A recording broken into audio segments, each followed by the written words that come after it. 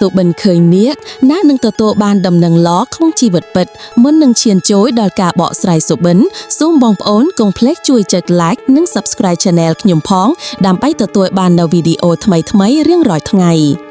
ខ្មែរយើងមានជំនឿលើសត្វនាគតាំងពីយូរលង់ណាស់មកហើយនាគមិនត្រឹមតែលេចឡើងក្នុងប្រវត្តិសាស្ត្រនិងរឿងព្រេងបុរាណប៉ុណ្ណោះទេប៉ុន្តែវាក៏ផ្សារភ្ជាប់មុតជ្រៅទៅក្នុងអភិយជំនឿផងដែរដែលក្នុងនោះមានជំនឿទាក់ទិននឹងសូបិនជាទូទៅគេជឿថាសូបិនឃើញសត្វនាគគឺជានិមិត្តរូបនៃសំណាងនិងការមានកូនចៅទោះយ៉ាងណាសូបិនអំពីសត្វនាគមានរូបភាពខុសៗគ្នានិងការបកស្រាយអត្ថន័យផ្សេងគ្នាទៅតាមទិដ្ឋាបដែលម្ចាស់ខ្លួនបានឃើញដូចជា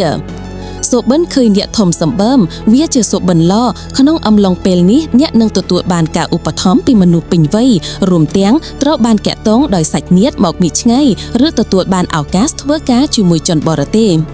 សូបិនឃើញនាគវាមករកអ្នកនឹងទទួលបានលុយកាក់ឬមានលាភសក្ការៈពីការផ្សងសំណាងចំណែកការងារវិញត្រូវបានថ្នាក់លើជួយជ្រោមជ្រែងនិងផ្ដល់ក្តីមេត្តាគួរជាទីកក់ក្ដៅ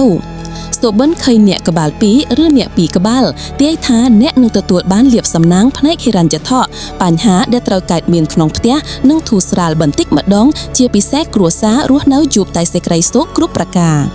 សូបិនឃើញនាគក្បាល3ឬនាគ3ក្បាលបកស្រាយសូបិនថាអ្នកនឹងទទួលវត្ថុមានតម្លៃឬទ្រព្យសម្បត្តិដែលពេញចិត្តពីមនុស្សក្បែរខ្លួនសូបិនឃើញនាគក្បាល5ឬនាគ5ក្បាលចូលប្រយ័ត្ននឹងបញ្ហាសុខភាពក្នុងគ្រួសារនិងត្រូវប្រយ័ត្នខ្ពស់ចំពោះមនុស្សចម្លែកឬមនុស្សដែលមិនស្និទ្ធស្នាលព្រោះពួកគេនឹងនាំបញ្ហាក្រពិលមុខមកឲ្យអ្នកសូបិនឃើញនាគក្បាលច្រើនឬច្រើនក្បាលក្នុងអំឡុងពេលនេះត្រូវតែប្រយ័ត្នលើទង្វើរបស់ខ្លួនរួមទាំងពាក្យសម្ដីនិយាយស្ដីផងដែរដោយហេតុថាវាអាចបញ្ហាលំបាកប៉ះពាល់ដល់ខ្លួនអ្នកផ្ទាល់និងសមាជិកគ្រួសាររបស់អ្នក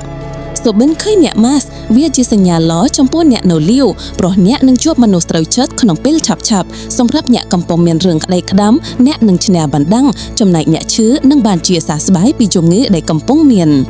សូបិនឃើញតាក្បាលនេះចូលប្រយ័ត្នជាមួយសមាជិកគ្រួសារខ្លួនឯងដោយសារនរកញាក់ម្ញាក់ក្នុងផ្ទះនឹងនាំបញ្ហាមកឲ្យជួយដោះស្រាយយ៉ាងស្មុគស្មាញសូបិនឃើញរូបចម្លាក់នេះសូបិននេះពុំស្រីល្អទេវាជាសញ្ញាព្រាមានចូលប្រយ័ត្ននឹងការចាយវាយលួយកាសឲ្យបានល្អិតល្អន់ពុំនោះទេអ្នកនឹងក្លាយជាមនុស្សបំផ្លាញទ្រព្យក្នុងផ្ទះដោយត្រៀមខ្លួនមិនទាន់សូបិនឃើញអ្នកចូលផ្ទះសូបិននេះបកស្រាយថាអ្នកដែលប្រាថ្នាចង់បានកូននឹងបានសម្រេចហើយជាកូននាំលាភដល់គ្រួសារទៀតសូបិនឃើញអ្នកនៅក្នុងទឹកសូបិនដែលនាំសំណាងល្អដល់ទាំងម្ចាស់ខ្លួននិងសមាជិកគ្រួសារបញ្ហាទុក្ខព្រួយការលំបាកចាប់ផ្ដើមរសាយហើយជំនួសវិញតែសុភមង្គលពេញពោសូបិនឃើញអ្នកព្រោះទឹកជាសូបិនដាស់តឿនក្នុងអំឡុងពេលនេះសំណាងល្អមិនសូវនៅខាងអ្នកទេដូច្នេះជួយធ្វើបុណ្យជួយប្រោសសាទឲ្យបានច្រើន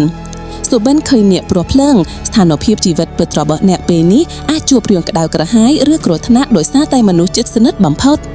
សូបិនឃើញអ្នកនៅក្នុងរោងភ្នំជីវិតអ្នកពេលនេះត្រូវតែរស់នៅដោយប្រយ័ត្នប្រយែងព្រោះគ្រោះថ្នាក់នៅជិតអ្នកប្រកែក